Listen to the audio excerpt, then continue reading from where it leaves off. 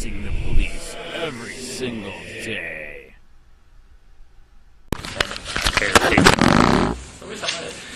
Today is April the 22nd, and it is 9:34 in the morning. This formal investigation has been ordered by Dennis Didio, Fire Chief, to determine all the facts that pertain to your actions of March 8th, 2013 on incident number 5498, which is the grounding of Marine 2.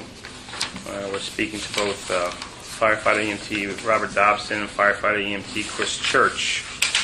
Robert Dobson was hired on April 10th, 2002, and the employing agency is Charlotte County Fire and EMS Department. Chris Church was hired on May 2nd, 2007, and the employing agency is Charlotte County Fire and EMS Department. Firefighter Dobson, on or around April the 16th, did you receive notification of this formal investigation? Yes. Firefighter Church, on or around April 16th, 2013, did you receive notification of this formal investigation? Yes. For the record, I'm going to read the letters.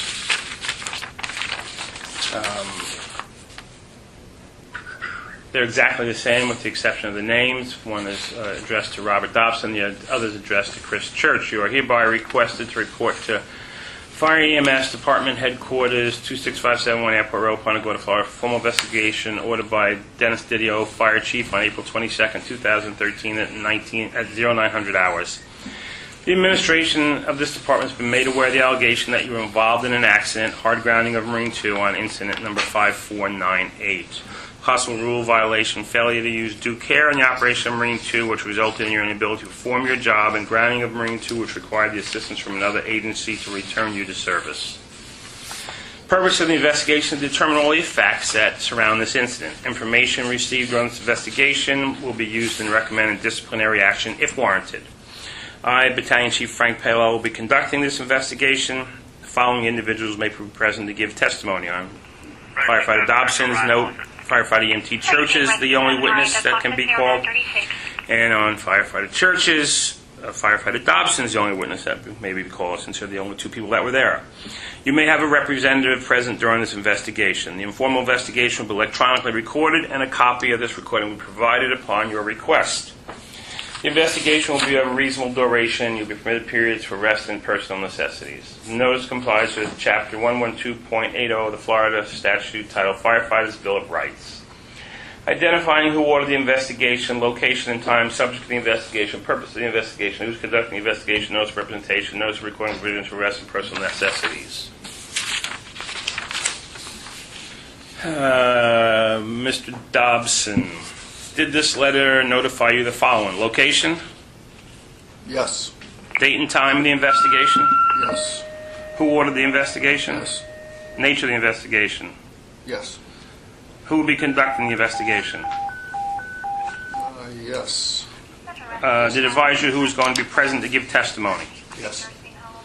Did it advise you of your representation? Yes. Did it advise you of duration and breaks? Yes. Do you swear to tell the truth, whole truth, and nothing but the truth, help you God? Yes. Mr. Church, did this letter advise you of location? Yes. Date and time of the investigation? Yes. Who ordered the investigation? Yes. Did it advise you the nature of the investigation? Yes.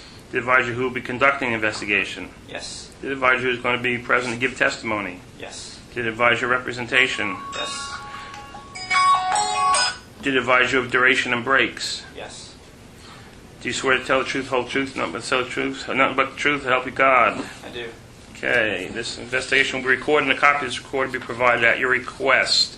In attendance today is myself, B.C. Paolella, Deputy Chief Fair, Firefighter EMT Chris Church, Firefighter EMT Robert Dobson. And who's representing Mr. Church and Mr. Dobson? J9 DVP. J9 DVP.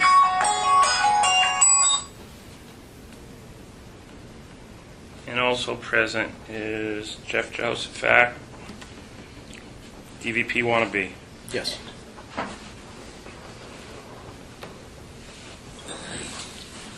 Okay. During incident 5498, did you guys run Marine 2 aground? Yes, Okay. Who was driving? I was. Will you want to tell us what happened? Yes. We came in, coming in the channel, and what we see in the channel is for the map. We're coming through. As soon as we got to the markers that were marked on the channel on the map, we look up and we don't see the markers where they. Tell us about the map. When you say the map, what do you mean by The map, the Garmin GPS chart plotter? Chart plotter, Okay. yes. We look up and we see a different thing. So, as we pass through, we look around. Mr. Dobson spots the other end of the channel, and he says it's over to the right. And at that time, I looked to turn right, and the water was shallow to the right of us. I started looking for a way to get out of shallow before I dropped into it off a plane, and I didn't see any way out without making any drastic moves and possibly risking damaging the boat. So at that point, I just raised the motors and I let it settle down into the water, and at that point it was on the bottom at that point. How fast were you going? I couldn't tell you. You were on a plane? Yeah, we're on Evidently. plane. Yeah. Okay. We were slowing down as slow as I can do on plane. Were you slowing down when you realized you were going shallower? Yes. That- Oh, yeah. okay. Yeah. When you got up into the shallow area, though, you were probably moving at a good clip. Is that We moved down as slow as I could to stay on plane. okay? And I raised You were still heading to the call, weren't you? Yes. The call was, you could see it. It was right in front of us. We were almost there.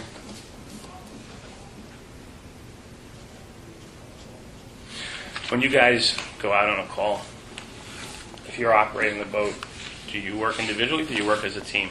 We work as a team. Okay. Do you agree with that? Absolutely. Do you feel if well, you were operating the boat and Mr. Dobson told you he saw a problem, I think at the same time you identified the problem, you guys did either one, do you feel like either one of you feel like you were a team at that point made the mistake and ran aground? Or got into a bad spot, I should say, before you ran aground? There's a lot of factors that brought us into that situation. But when you got there, do you feel you were a team? Oh, yeah, we were trying to work together to see the best way out of it. Yeah. I believe Mr. Dobson noticed the markers before I did. Because where I was sitting, I was looking ahead of me and looking at the ground, and he spotted it. So I was... And when he said that to you, though, it was kind of too late. Yeah. Is what you kind of were in a bad spot. By Yeah, I took my own decision to stay on plane and not, I wanted to turn right, but I wasn't sure for the bottom, so. Okay. So, what is the main reason that you think made you guys run aground? The map The chart charter plotter? being incorrect from the actual physical channel marker. If you chart plotted it and work, would you have gone on that call? During daytime, yeah, Yes. sure. We would have relied more on the... We do have a map inside our station, which we also looked prior to leaving the station. And actually, the entrance to that channel is the same as it's on the chart. Yes, the channel has changed in the last couple of years. They used to be a very big S, and now it's a straight channel. It made it easier to get in and out of. Have you guys been up that channel at all since it was straightened out a couple of years ago? Yes, a couple times. Once at night, where they have a green flashing marker. At the Chris, how about you? Have you been up that at all? Yeah, I went at night on a training back in March over a year ago. So also, would you agree that that is a very popular spot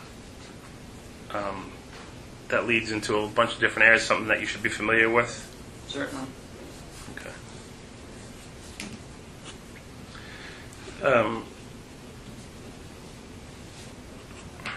So, with all that said,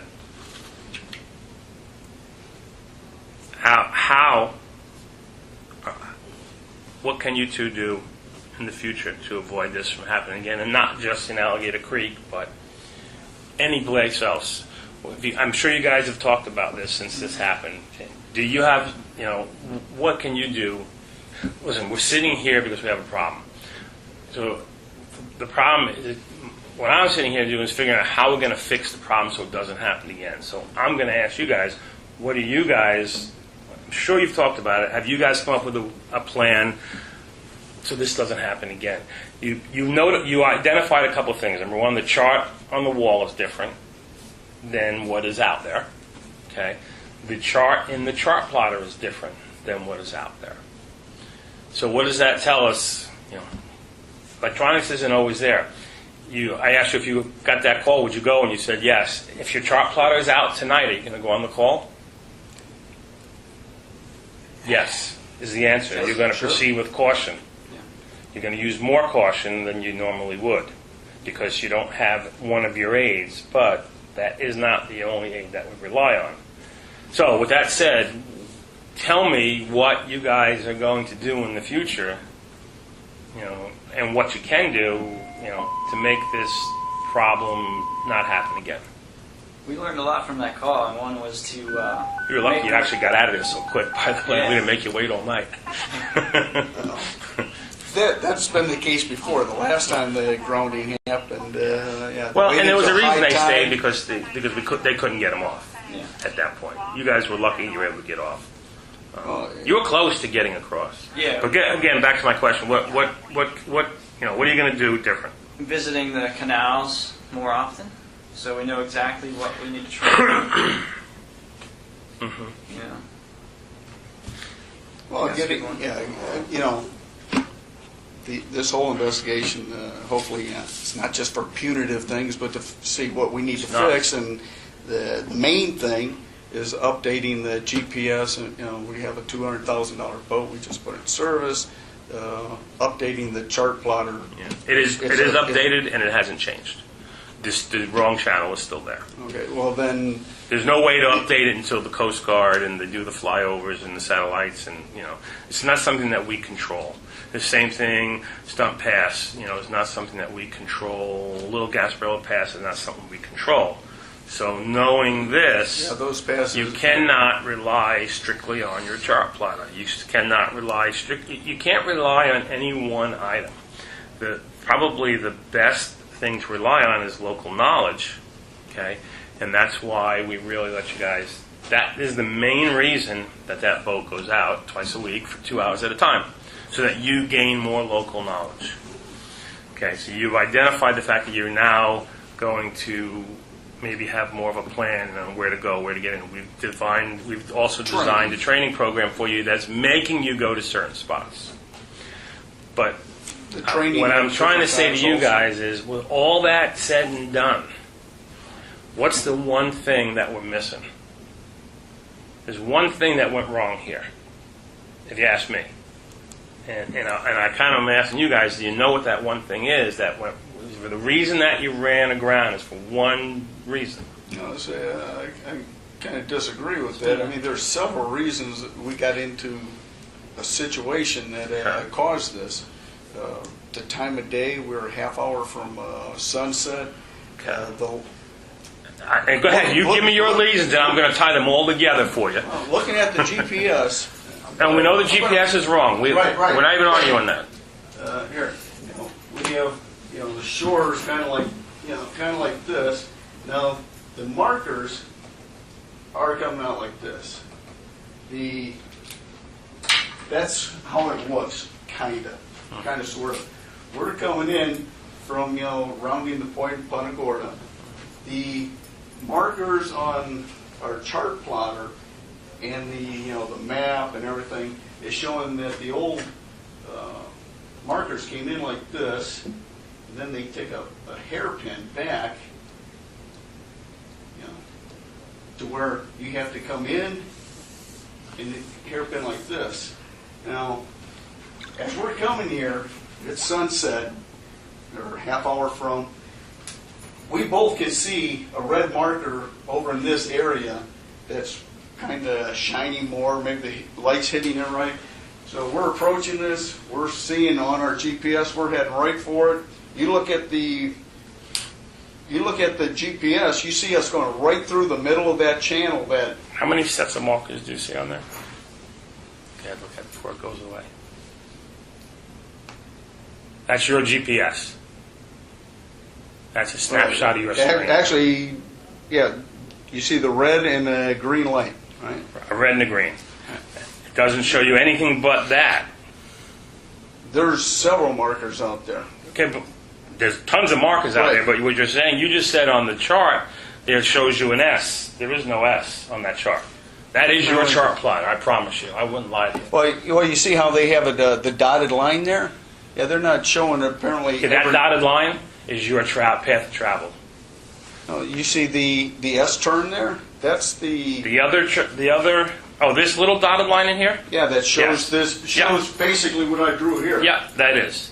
But it's not. It doesn't show you markers. It doesn't show anything. That's the old preferred method in. This other track here, below it, is your old track from 3 weeks before when you ran there on a boat fire. Right. And it went right in the channel and right up and through.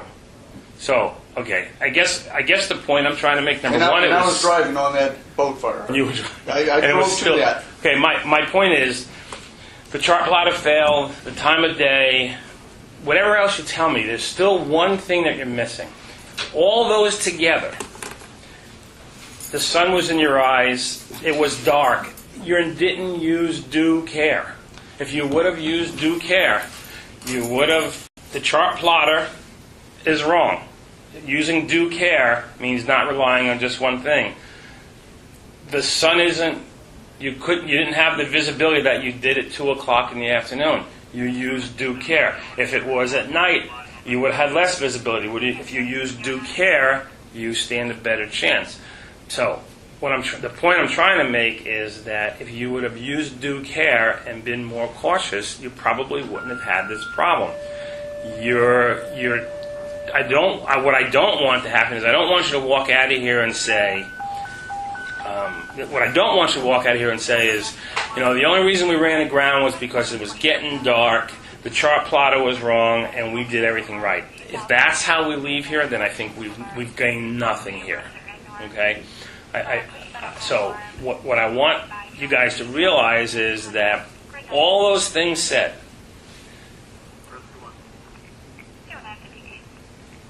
there's a lot of variables. If you look at the chart plotter, it still shows you going right across the green.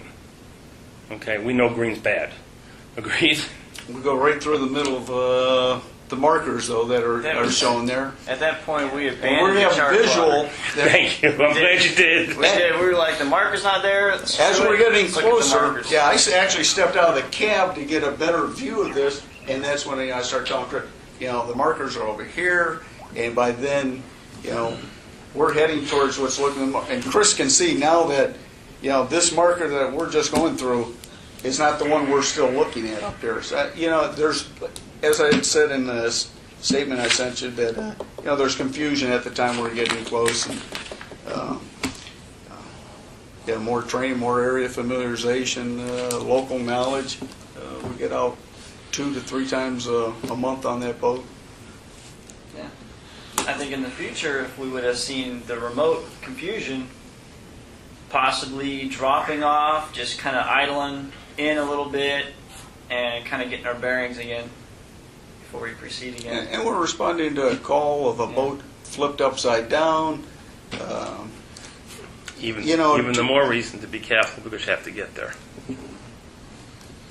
You can't run a red light going to an emergency and say, well, we were in a rush because Jeff's house was on fire.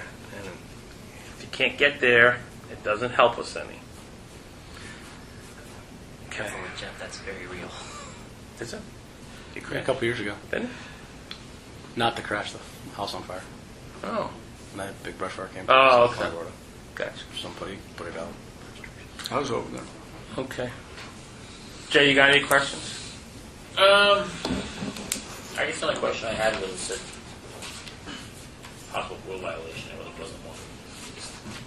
I made it up. There's nothing that fit the need. Please ignore that last. No, listen, the rule violation is, I mean, just because they have a list doesn't mean everything that happens is on that list. Sure. And so I picked failure to use due care because I feel that's what happened.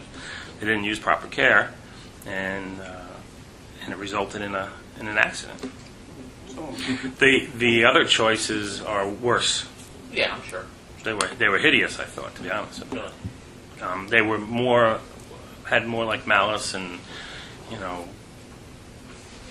disregard of procedures and so forth, and I didn't think that was the case, so that's why I didn't use those.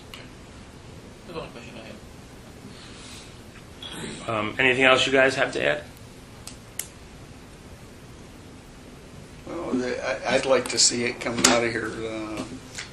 You said it's been updated, the GPS. I was just on training the other day, and It's updated. I believe It's you're not right. there. It's not showing Nope. the It's change. not gonna show- it's not gonna I was show you the just there change. 2 days ago. There's nothing we can do to change the electronic companies. When they get the updates, they change them. We get an update every 6 or 8 months. We plug it in. We plug the chip in. It's the first update we've gotten since we've had that boat, and it still doesn't show it. Doesn't show right. Doesn't show it in different. Listen, it takes years for this stuff to happen. Wonder why. When was the last update? Just out of curiosity. I don't know. It was done within the last 3 or 4 weeks. I couldn't give you the exact date, but I know it was done.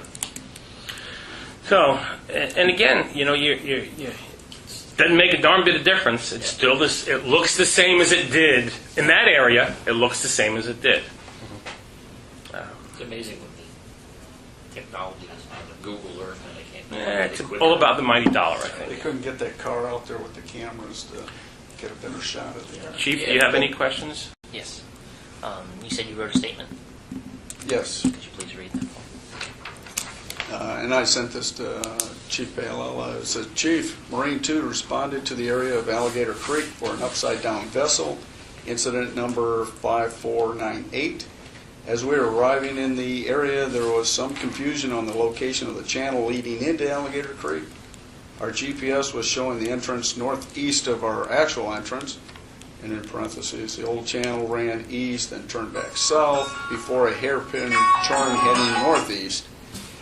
The actual entrance now runs a straight southwest to northeast direction.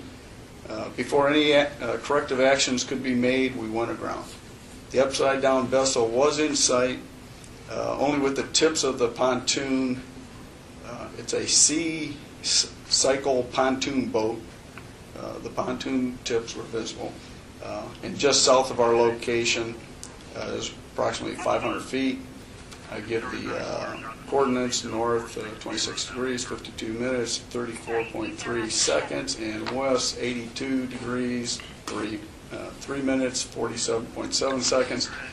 Our grounded location was at, again, the coordinates: north 26 degrees, 52 minutes, 38.3 seconds, and west 82 degrees, 3 minutes, 47 seconds. The vessel was out of navigable waters and no hazards present. Boat US arrived on scene at 1813 and towed the vessel away by 1834. And on the NIFR's narrative and over the radio, once we did get in the area, I did notify Central that we had nothing seen at when we first got on scene at 1758. Looking through binoculars and stuff, we saw what we thought at first was just pelicans over there because it's just a tip of a pontoon at 1801. And again, I reported to dispatch that the vessel was out of navigable waters, no hazards present. It's a pontoon boat, so there's no hydrocarbons or anything. We didn't see any people around. It was in shallow waters. and then Boat US arrived, towed it away. And immediately after locating the boat and telling Central that it's out of navigable waters, we called Battalion. I tried. That's all in your statement? No, You just asked them to read the statement. I read the statement, but I wanted to go through and I said in the NIFRs. This is that part where people tend to talk a lot and tell a lot more than they probably should. We notified Battalion 1, or tried to. He didn't answer. I called Battalion 2 and let him know of our situation. What time did you run aground?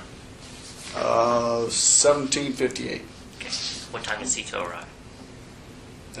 Boat US arrived at 1813. CETO for you? What time? For us, I don't know.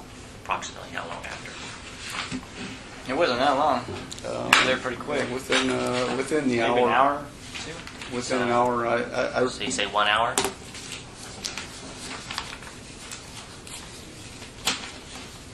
When he got there, was it still daylight? See a picture? That's a picture sent to me by CETO. And so you guys see the marker right there in front of the picture? And you Yes. see that he can clearly see you. This is an hour later, and there's Really plenty of wasn't daylight that he that did. dark. He did.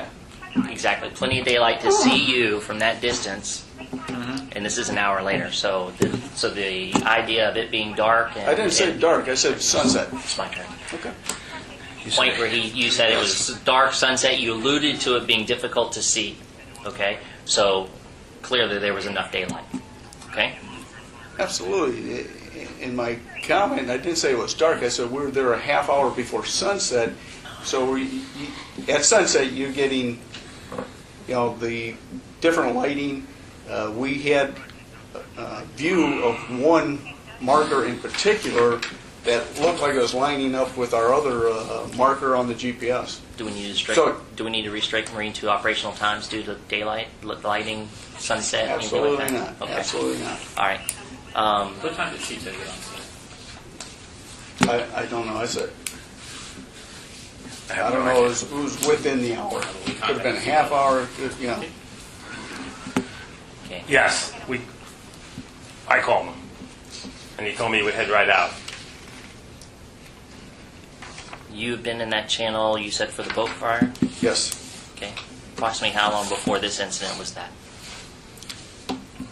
Was it within the last couple of months, probably? Okay. Were you operating the vessel on that call? Yes. Okay. How was that marked? How was that channel marked then versus now? It's the same. Okay. Thank you. All right. Decisions. You said you made the decision to run aground. Yes. Okay.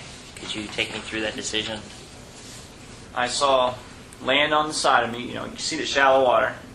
I can see the shallow water like the head. See shallow water to the head of me. And Explain to him what you mean by, and also I think you missed what he said, Chief. Explain to him why you decided to run aground, I think, is the first thing you should do, and then how you got there. Yes. I think you missed part of what we he said. just experienced a lower unit failure, damage to it, just 2-3 weeks before. And I saw the shallow water. I became, I gotta be honest, I was a little paranoid, and I thought I knew we could make it through it.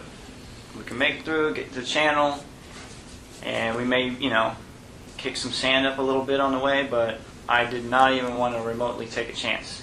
At that point, I was like, I'm just gonna let it down. It's gonna get stuck, but I'm gonna drop it.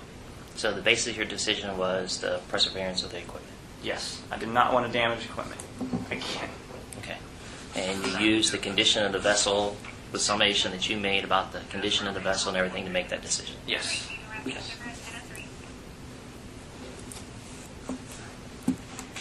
Would you guys agree that there's more than one means to reference channels, reference conditions?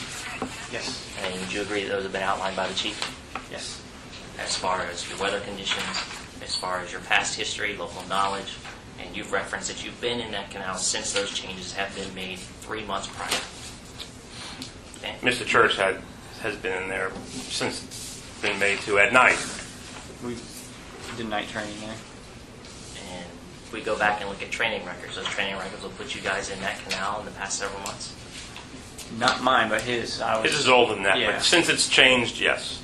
the training, we trained together, and it's like about a year ago we were out there. Once at nighttime where you do have the green marker, a lidded marker.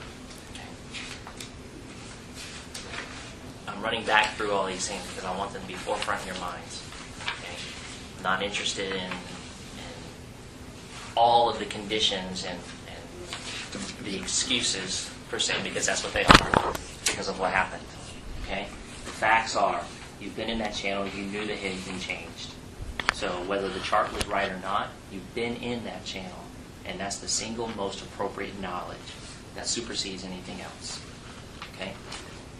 I think that the lighting conditions, not a reason to miss the channel.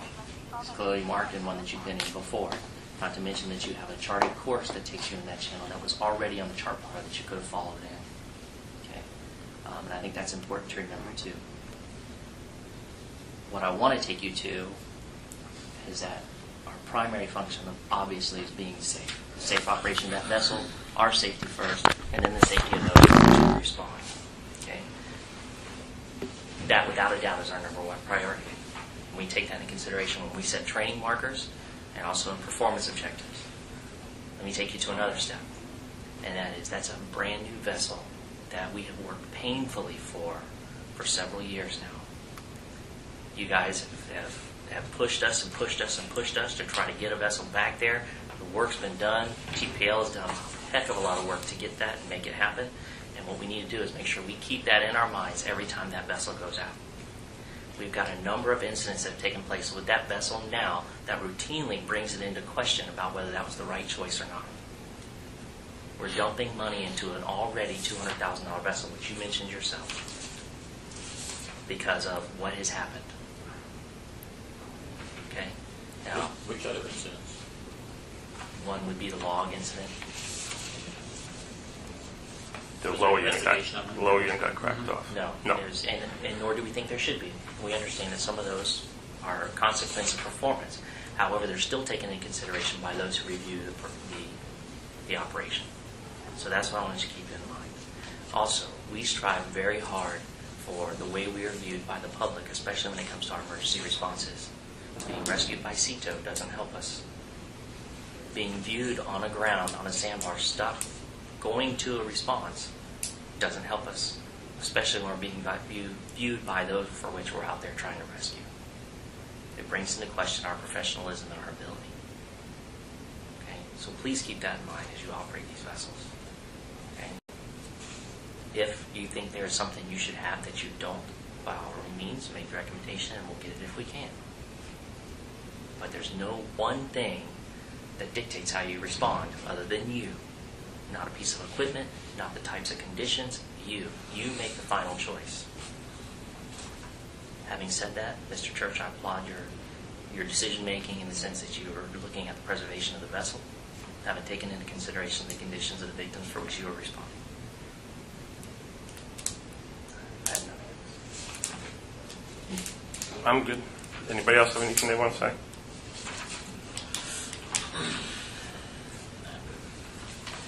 Okay, it's 10:07 and this investigation is concluded. Thank you. Thanks.